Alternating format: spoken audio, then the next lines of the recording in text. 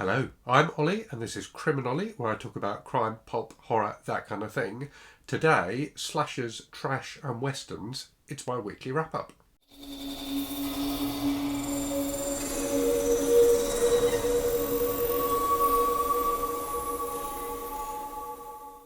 So it's Saturday morning here in the UK as I'm filming this. It's very warm. It was the warmest day of the year so far yesterday, and it was absolutely boiling.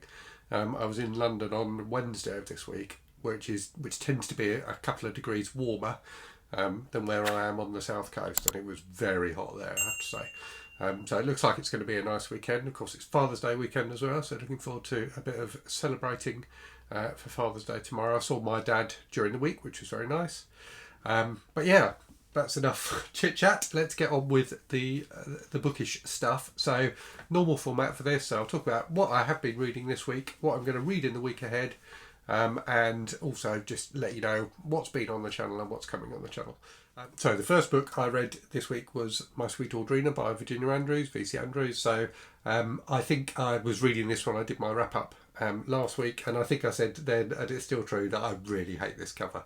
The modern editions in the UK, the Virginia Andrews books, have these really awful kind of pseudo romance covers, which just don't do the books justice at all. So yeah, it is just wonderfully over the top and melodramatic and trashy. It's got a real gothic vibe to it. So it's about this young girl called Audrina, and as the book progresses, she grows up, who lives with her family in this kind of big and grand but kind of a bit frayed round the edges house, and so she lives with her parents and also her cousin, who's just an awful girl, and her aunt, and the whole thing is just really weird right from the start, and I can't get into it too much without giving too much away, I think. But basically, her parents had a previous daughter called Audrina as well, who's referred to as the first and best Audrina. And the Audrina, who is the protagonist of this book, is constantly trying to live up to the memory of her deceased sister. There's loads of kind of mystery around things like details about Audrina's life, the protagonist Audrina. Like, for example, you never really know how old she is. And there's just all sorts of weird goings on, and it just gets weirder and weirder and more unlikely and bizarre. There's a big twist at the end, which is just so obvious that it's hilarious. But I just love this book. It's completely over the top. It's completely bonkers, and it's massively enjoyable. It's interesting as well because there's a lot of discussion of disability in this book, and Virginia Andrews herself was disabled. So she had what was it she had? I can't remember now. She had some condition. Oh, she had like crippling arthritis. So I think she was in an accident when she was a teenager, and thereafter had terrible arthritis and had to be looked after by her mother. So the fact that you've got disabled characters in this book as well, I thought was quite interesting. But yeah, it's just I can't recommend this highly enough if you like trashy books, and it's definitely a candidate for Garb August. I'm not sure if I might do a review on it in my countdown to Garb August series this week, but equally it's so over the top and weird. It's kind of difficult to review, so I may not. We shall see. So yes, I read that, and then I read. I dived into the Omen series of books and read all 5 of them back to back. So these were a lot of fun. So yes, there are... No, let me get this right, because every time I've talked about these books before, I've got the numbers wrong. So there are 5 books in the Omen book series. There are 4 books in the Omen film series, but the 4th film is like a made-for-TV movie that was made, I think, quite a while after. I think it was made in the 90s, so quite a while after the original 3. So the original 3, which you will know and love, are The Omen, Damien Omen 2, and then The Omen, The Final Conflict, which is the one that had Sam Neill in it, where Damien is grown up. The publishers then decided, in true trash exploitative fashion, to continue the series. So they got Gordon McGill, who wrote the novelisation. So these three obviously are novelisations of the movies.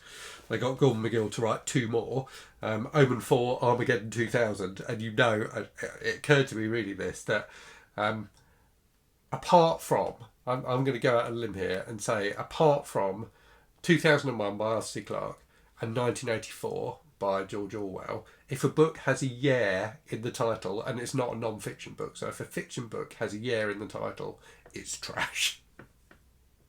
Especially if that year is 2000. And then, so the fifth book is The Abomination. So I read these, as I say, I read them back to back, effectively like a 1,000-page novel. So they're all just under 200 pages. And that they actually worked really well read together, despite the fact that each of them is a self-contained story, kind of. I mean, there's definitely, Damien as a character kind of continues through them. And despite the fact as well that they were written by three different people, it was a really fun read. So the first one, so The Omen, which was written by David Seltzer, who also wrote the screenplay. Now, I did try and confirm whether David Seltzer definitely wrote this novelisation, and I'm pretty sure he did. But there certainly was a tendency at some time, in the 70s, for novelisations to be published with the name of the person who wrote the screenplay on the cover. So, for example, the original novelisation of Star Wars has George Lucas's name on the cover, but it was actually written by Alan Dean Foster. But I think David Seltzer did actually write this, and it was really, really good. So as a novelisation, it was excellent. I've seen the movies obviously, but I hadn't seen The Omen for years. And this stands up as a book in its own right. The characters, are well done. There's good dialogue. The horror scenes are pretty decent, and it just moves at a nice pace, and it really worked. So, you'll know the story. So this American is like a diplomat, and his wife who are living in the UK have a baby, but the baby gets swapped for the son of a jackal. So a baby that is the son of the devil, but was born to a jackal mother. Who is Damien, who gradually kills various people around him, and is clearly a bad one. So then you've got Damien Omen 2, where Damien is a teenager, and really the point of these books and films, apart from the the kind of whole interest in devil worship and things like that was going on in the 70s. Really, it's about the kills. So it's about the creative and enjoyable murder scenes. And Damien Omen 2, I think, has the best ones in terms of, it's got the woman who gets attacked by the crows, and it's got the lift scene. And those are, even though it's not quite as good as watching the movie, those horror scenes are quite well handled in the books. And then in the final conflict, Damien is an adult, and spoiler alert, he does finally get killed. So each of the films / books ends with people trying to kill Damien and failing, but in the final conflict they do manage to kill him. But plot twist, he is an impregnated woman before he dies, who comes back and doesn't come back, who is born and is the monster in Omen 4 and Omen 5. So this one, as the title suggests, takes place in the year 2000. So it was written in the 80s. There's no regard given to kind of technological advancement that might have happened in the kind of 15 years between Omen 3 and Omen 4, but there is there's like a nuclear war that's happened in the Middle East and stuff like that, so it's kind of interesting. And then Omen 5 just kind of continues that story. So very cheesy, but really fun, and did work as just one massive 1,000-page trashy novel. So I enjoyed those very much indeed. After that, I read The Final Women by Pardeep Aujla, and again, if I'm mispronouncing your surname, Pardeep, apologies. So this is a self-published slasher novel, which is really fun. So Pardeep sent me a copy of it a little while ago on Kindle, and I really, really enjoyed it. So it starts off in the 80s with a prologue, effectively, that reads just like a Friday the 13th movie. It's just beautifully done. It really captures the vibe of a Friday the 13th film. And then, so there's this, the the killer is called Silas Crow. So it starts off with him killing like a bunch of camp counsellors at this camp. Skip forward 30 years, and the camp is being reopened again. That kind of classic slasher sequel trope. But 4 of the women who were like the final girls in Silas's sprees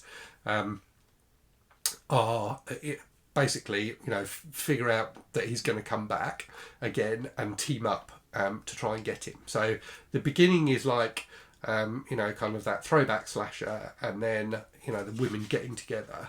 The middle part is almost, it definitely feels like a book of 3 parts, this book, but each quite different from the other, but they hang together really well. So the middle part is like almost like a kind of odd couple buddy story, but with these 4 women trying to find the similarities between themselves and bond together as a team that's going to take on this this really difficult task.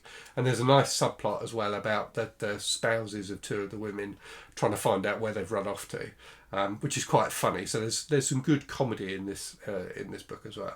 But the 4 women, who are all very, very different from each other, are just really well written, great characters. Really enjoyed all 4 of them. And then the final third goes in a completely different kind of horror direction, but was enormously enjoyable as well. So it's a really, really fun book. And what really impressed me about it, 2 things I suppose. So firstly, the author has got a really good sense of horror. So definitely knows the genre. So as I've said, that opening, the opening third where we get like a slasher movie played out is beautifully done. And the final third, where there's a different kind of horror going on, is really well done as well. So he definitely knows his onions when it comes to horror. The other thing that really impressed me about it was it's just really well written. So the prose is slightly more, I guess I would say slightly more ornate and slightly more textured than you normally get in self-published horror fiction.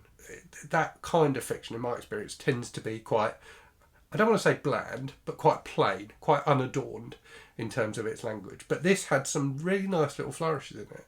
And it was really, really enjoyable to read for the prose as well as for the story and the characters. So yeah, definitely recommend that. I'll leave a link to where you can buy it on Amazon in the description for the video, because I really recommend it. It's a really fun book. And then after that, and I've just finished this morning, I've read True Grit by Charles Portis for June on the Range. So this was, I think, published in '68 and is just fantastic again. So another really enjoyable Western. So it's about this young girl whose name now completely escapes me. Is it Matty or Maddie? Anyway, this kind of teenage girl whose father has been murdered by a kind of a guy who worked for him, but who was a bit of a gambler and a bit of a wrong'un. And this guy subsequently has run off. And the girl hires this kind of old cowboy, Rooster Cogburn, who's like has been a marshal or something like that, to hunt the guy down and bring him to justice, basically. But she goes with him on the journey. And then there's another guy called LaBeef, who is also pursuing the same guy for a different crime, who teams up with him as well. And it was just lovely. So it's all written from the perspective of the girl, and it's her like reflecting back as a middle-aged woman, reflecting back on what happened. But there's such lovely descriptions and things like that in it. It's got a wonderful feel to it. You really feel like you are experiencing what it might have been like in the West. Just the prose that she uses, the way she describes things is wonderful. The characters are great. So she as a character is brilliant, really feisty, or spunky as she would say in the book. Really determined, just wonderful. But the two guys that she teams up with, Cogburn and LaBeef, who are constantly kind of jibing at each other, were fantastic as well. They reminded me a bit of Call and Gus in Lonesome Dove. So it's that kind of vibe where they kind of get on, but they rub up against each other as well. And so it's just brilliant. It was quite funny in places, really exciting, completely gripping, quite moving at the end as well. So all in all, a really fantastic book about the you know, about the West, but just about justice and things like that. So I thoroughly enjoyed it. So yeah, that's what I've read this week. So 8 books. That's not bad, is it? What am I going to be reading in the week ahead? That's a good question. So as I put up a video yesterday talking about 2 horror events that I'm going to be taking part in June, which I'm announcing that I'm taking part in a bit late. So those are Summer Slashers, which is organised by Kelsey from Slime and Slashers, and the Scary Sleepathon Weekend, which is organised by Alex at the Bookubus. So I'm definitely going to be reading some slashers for Kelsey's event. I've just started, in fact, Cirque Berserk by Jessica Guess, I think is the author's name, which I'm about 10% into, and it's really fun so far. So it's about an abandoned carnival where in the past some teens went crazy and killed loads of people, and now in the present, or the near present, another bunch of teens are going there for a dare to like film it for Instagram likes and things like that. It's really, really entertaining so far. So enjoying that a lot. So that was recommended by Crystal at Fibre Artsy. So thank you, Crystal. I'm thoroughly enjoying it so far. So yeah, I've got that and a couple of other slashers on my Kindle. I've signed up again for Kindle Unlimited. So I may dip into a few other Kindle things. And I may read some other westerns as well. So I've still got some westerns to read for June on the Range. So I'm going to be mood reading this week. I will see where the week takes me. I am thinking with Kindle Unlimited in the future, maybe so I can't do it in July, and I can't do it in August. So I think in September I'm going to do a month where I only read books from Kindle Unlimited, just to see how it is, and then I'll do a wrap up video on that at the end. So yeah, that's what I'm going to be reading, and those 2 events that I'm going to be taking part in. So in terms of channel type stuff, let me get my list so I don't miss anything. So in the last week or so on the channel, so I did my Sunday Bollocks video.